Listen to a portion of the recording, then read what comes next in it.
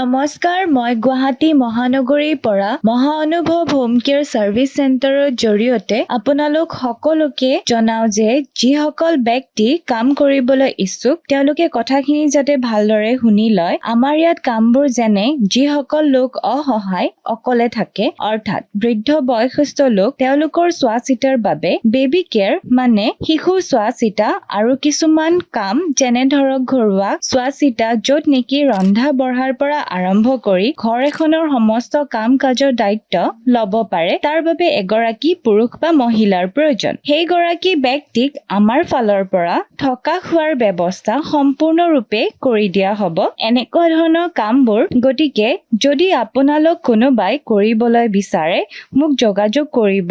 যোগাযোগৰ বাবে ফোন নম্বৰটো মই ভিডিঅ'টো স্ক্ৰীনত দি দিছো, মোক কন্টেক্ট কৰি ল'ব।